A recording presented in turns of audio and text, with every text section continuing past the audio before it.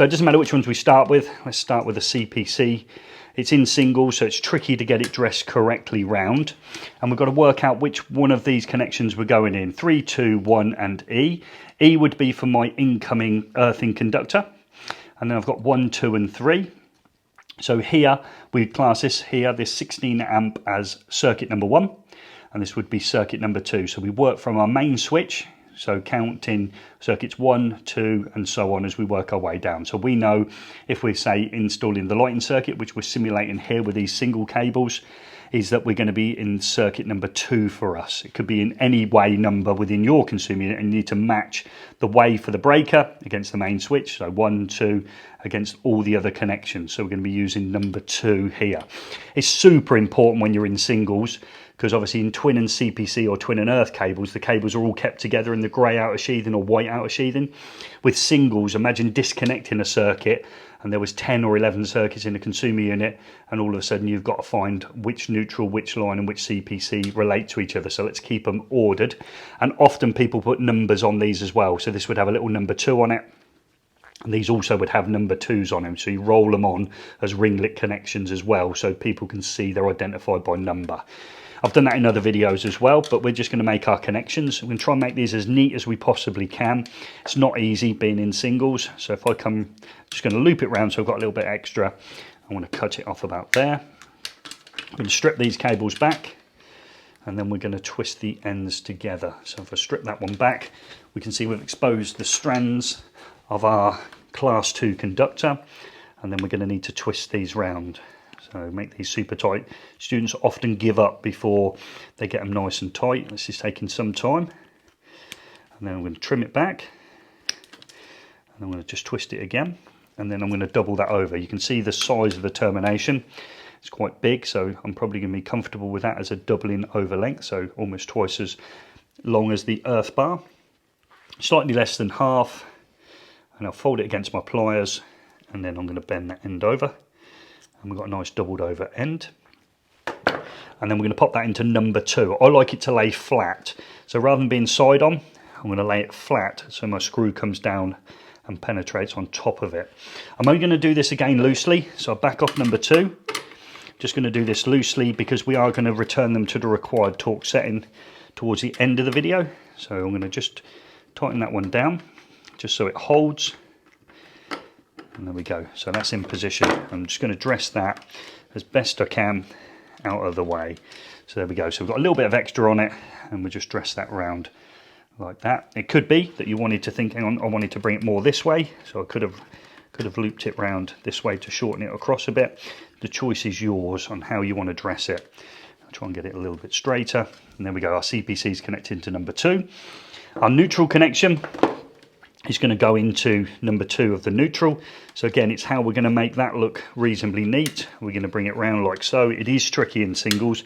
I proved last time I couldn't do it brilliantly. I do want to follow something like the similar pattern. You want to follow something like that, but then come straight out the other end. You want to come out like that. I don't know. It's however you fancy doing it in order to get it neat. I'm just going to straighten it out. I'm going to just bring it down slightly, and then I'm going to bring it into this corner. I'm going to bring it down to there. So I'm going to go for there roughly on my length.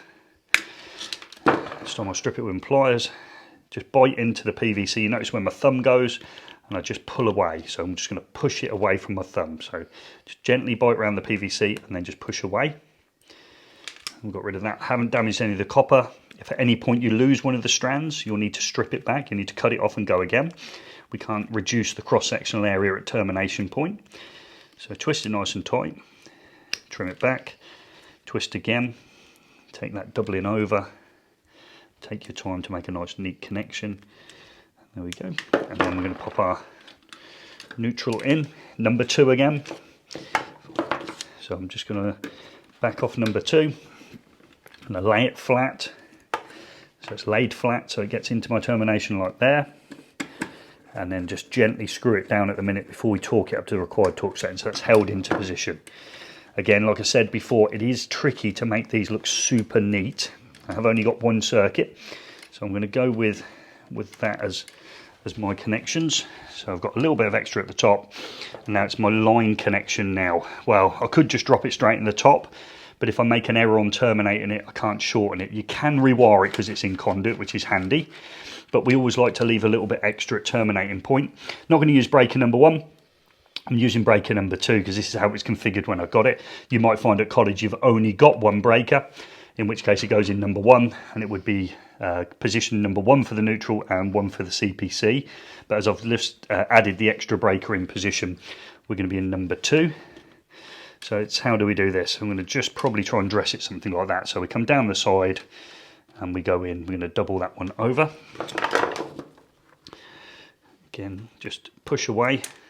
And then we're going to twist these nice and tight. And once we've got them nice and tight, we're going to make a decision on how big the termination needs to be. If you're unsure, put it in singularly. So if we just get that one, I'll trim it back. If I now just drop it into position, I've got to back off my screw. I just back this screw off to open up my cage clamp at the back. So that's opening it up. And if I push it into position there, look how much copper we've got showing. Okay, so we go in. So that's how much copper. Is that roughly half? Is that half what's gone in? It pretty much is. And half showing. So in that case, if I double it over from there, we should find that it's the right depth of termination. So take it, fold it over, and I'm going to keep it flat again. So from that position, I want to keep it flat. So again, that's flat down. It's got a clamp in here. I'm going to go into that clamp. I'm looking down it. So I'm checking that I've got it opened up, and I have. So we can just see in there, if you just look around there, you can see that cage clamp is open. I'm just going to push my cable in. I'm going to keep it flat, and then I'm going to tighten it up.